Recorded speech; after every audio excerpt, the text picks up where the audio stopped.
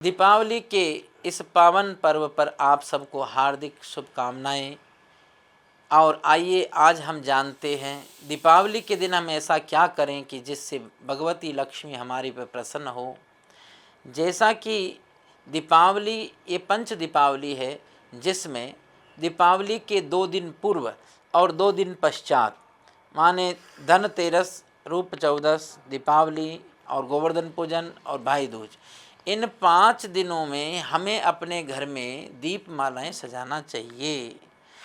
पहले धनतेरस के दिन ध्यान देना, धनतेरस के दिन हम लोग 25 दीपक जलाएं अपने घर में, और रूप चौदस के दिन हम अपने घर में 50 दीपक जलाएं, और दीपावली जिस दिन है उस दिन आप 100 दीपक जलाएं।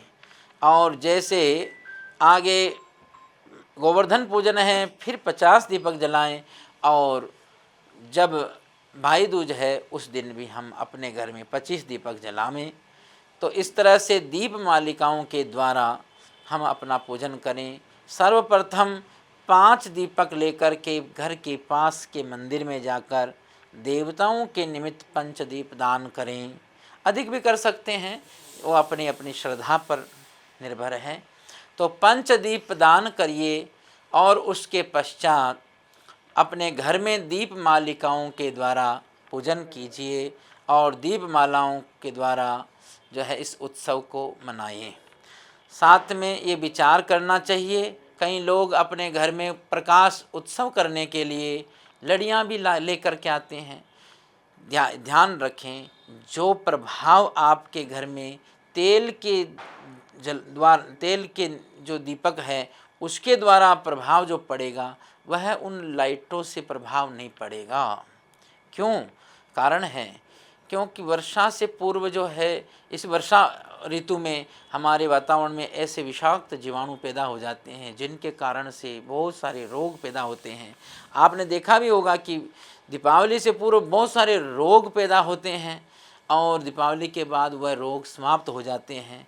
इसका मुख्य कारण यही है, वर्षा से कई जीवाणु विषाणु पैदा होते हैं और उसके बाद में दीपावली पर जलाए हुए दीपक के कारण से वह सब विषाणु समाप्त हो जाते हैं और जो है कुछ प्रकाश से, कुछ जो है वह अग्नि से, शोर से, धुएं से, इस तरह से वह विषाणु सब समाप्त हो जाते हैं और एक स्वस्थ प्रकृति हो जाती है।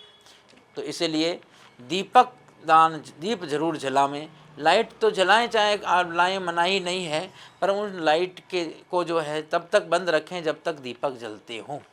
और इसी प्रकार आप दीपक लेने के लिए अगर बाज़ार में जाओ या आप दीपावली की सजावट सामग्री अथवा कुछ भी मिष्ठान कुछ भी आप लेने के लिए बाज़ार में जाते हैं, तो बाज़ार में आप दीप जिनसे ले रहे हैं आप उनको, कई बार हम लोग मोल भाव करने लग जाते हैं कि ये दीपक इतने महंगे दे रहे हैं, हम इतने महंगे क्यों लें। बंधुओं, मेरा ये आपसे विनम्र निवेदन है कि आप सब लोग 150 रुपये से के द्वारा आप ऐसा नहीं विचार करें। आपके 150 रुपये ज़्यादा लग सकते हैं, परंतु वह उन लोगों का एक वर्ष भर का एक पर्व होता है जिसके द्वारा उनका घर चलता है। तो कोशिश करें कि आप वह मिट्टी के निर्मित दीपक जरूर लावें। सारी खरीदारी करें, परंतु मैं अपने सनातन सभी बंधुओं से, माताओं बहनों से मैं ये निवेदन करना चाहता हूँ कि आप खरीदारी तो करें, पर उन दुकानदारों से खरीदारी करें जो आपके अपने लोग हैं, चाहे वह कोई हिंदू भाई हैं, सिख भाई हैं, आप उनसे ही खरीदारी करें। ध्यान रखना है इस बात का कि अन्य विधर्मी लोगों के दुकान पर जाकर के आप खरीदारी नहीं करना, ताकि आपके द्वारा, आपके अनमोल अमूल्य सहयोग के द्वारा आपके ही भाइयों को सहयोग मिलेगा। और दूसरी एक बात और मैं निवेदन करना चाहता हूँ कि दीपावली के इस उत्सव पर जो है आप साधना करें। जिस समय में आप लक्ष्मी जी का पूजन करते हैं उस समय में आप इस मंत्र को आप लिख ले में, याद कर ले में। ओम श्रीम श्रीम श्रीम ओम। ओम श्रीम श्रीम श्रीम श्रीम ओम, यह मंत्र है।